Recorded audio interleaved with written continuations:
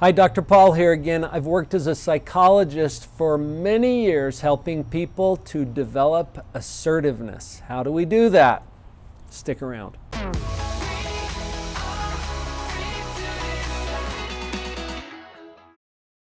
There's at least two aspects of assertiveness that we can talk about in this video. And the first one has to do with how do we assertively respond to someone who has offended us or has taken some kind of shot at us. There's that kind of assertiveness. And then there's the assertiveness of how do I get what I want?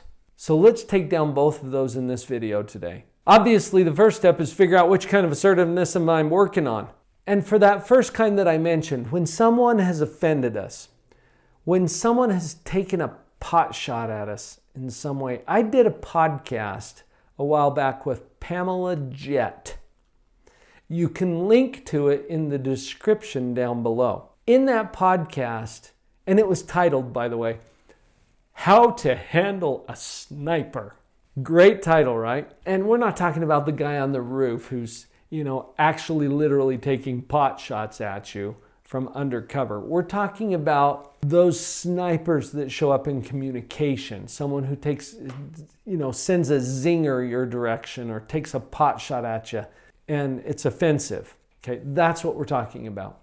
And Pamela's approach was so brilliant as she said, look, there's 3 steps. We're going to identify, verify, and accept. Identify, verify, and accept. So here's what that looks like. Someone drops the bomb or sends the zinger or takes the pot shot. Okay, well, I think, whatever. How do we respond? First, we identify. Identify means that you, as accurately as you can, describe what happened without blaming or criticizing anyone. Simply describe it. This happened. Now, I would actually put it in this form. When this happened, I felt whatever. Here's an example. Let's say that you come home from work, you're in charge of dinner, you get dinner on the table, it's something that you could put together fairly quickly and it's something that the family had last week. Somebody in the family takes a pot shot at you that says something like, well, I guess we're having this again. And they roll their eyes, right? Can you see that that's a pot shot? So in assertively responding to that, we will first identify. And it might sound something like this. Son, when I heard, so we're going to have this again, I felt disrespected. Okay? Now, whatever you feel, pick an accurate description of whatever your feeling was, but I think that's probably a pretty good guess. Son, when I heard, oh, we're having this again, I felt disrespected. Now that's the identify step. Notice that the way that I phrased that did not blame anyone. It wasn't accusatory. It wasn't critical. It was simply a description of, here's what happened. When this happened, I felt whatever. Now we go to step 2, verify. Verify is very simple. You're simply going to check out with the person who offended you if that was their intention. So it sounds like this. Is that what you were going for? Or is that what you intended? Who talks like this, right? Well, we do after we get some training from Pamela Jett. But check it out, how powerful that is. You're not accusing them of doing, you're checking it out with them. Is that what you intended? Is that what you were going for? Was that your objective? See, these are great questions for the verify step. Now, it's kind of like a tennis match. So you've just knocked the ball over to their court. Now they get to respond to it. So don't say anything else right now. Don't say, for example, is that what you intended? Because I think you will, and go on. No, don't go on. Pause. Pause. You just knocked the ball over to them. Now wait for a response. Most people, when you take it to step 2 and you verify, is that what you were after? They're going to backpedal. Can you picture this? They're going to be like, no, you misunderstood. That's not what I meant. I didn't intend it. Whatever, okay? They're going to backpedal a bit. What if they don't? What if they say, yeah, that's what I was after? What kind of a person does that? Well, you don't have to answer that. But notice that most people are going to backpedal. Whether they do or whether they own it. Either way, you go to step 3. Accept. This one is even more simple. You simply say, okay, that's it. Nothing more. You don't go on to explain why it offended you. Nothing. No. Okay. Oh, this is powerful. What you just did is you put that person on notice. This is so assertive and appropriate. You just put that person on notice that their behavior, their language impacts you in a certain way. You've given them a chance to either own it, deny, or acknowledge, or whatever, right? That's the verify step. Is that what you intended? You receive their response with acceptance. Okay. Does it stop the behavior? You know what? A lot of times it does. One of my clients was working with her teenage son, who was just popping off with disrespectful stuff all the time. We practiced these 3 steps here in the office. Identify, verify, and accept. She did beautifully. She took it home. He popped off with one of his pot shots.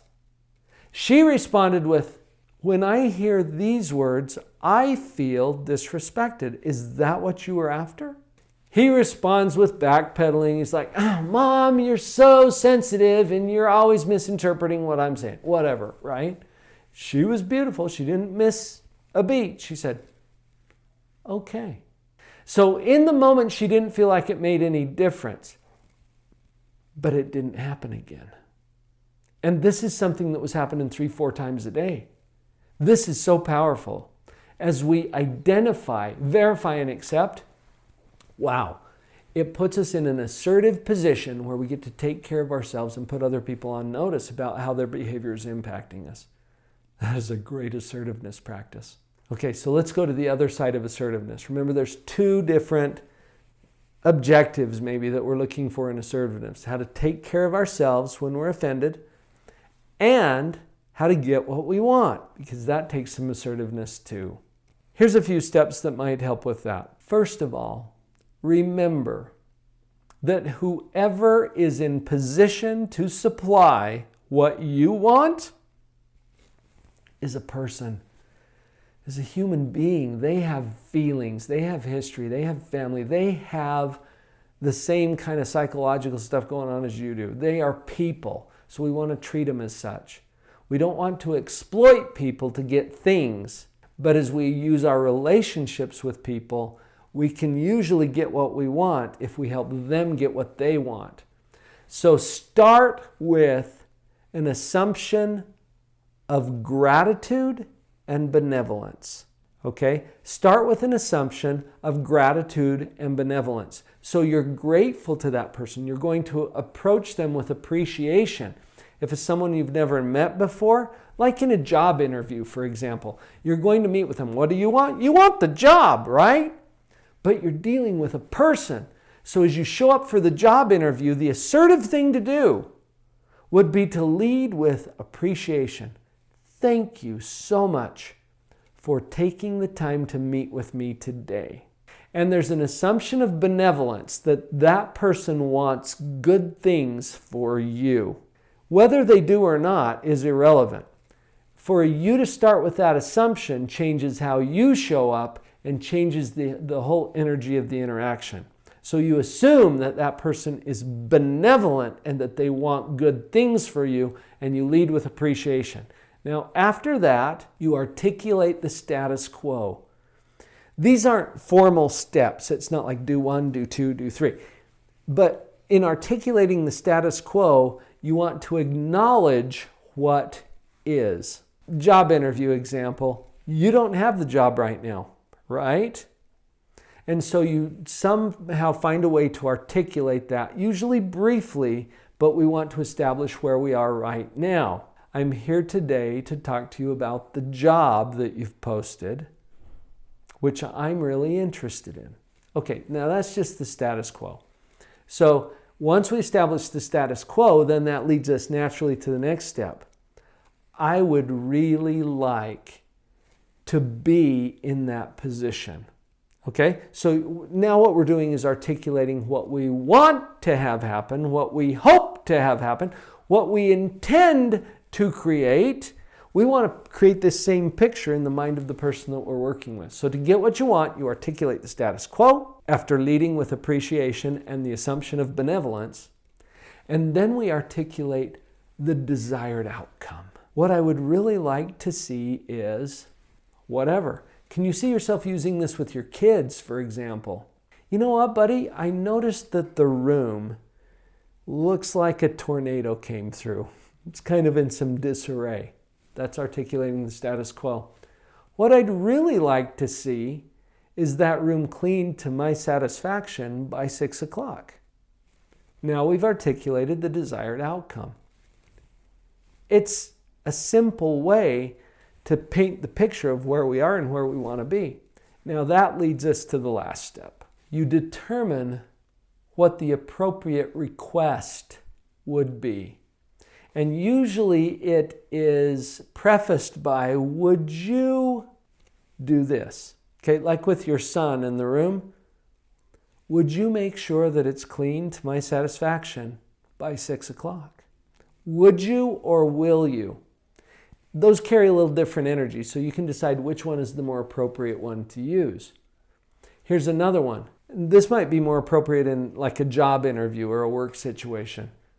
Would you be open to, okay, and whatever it is that your request is, would you be open to giving me a shot at this position?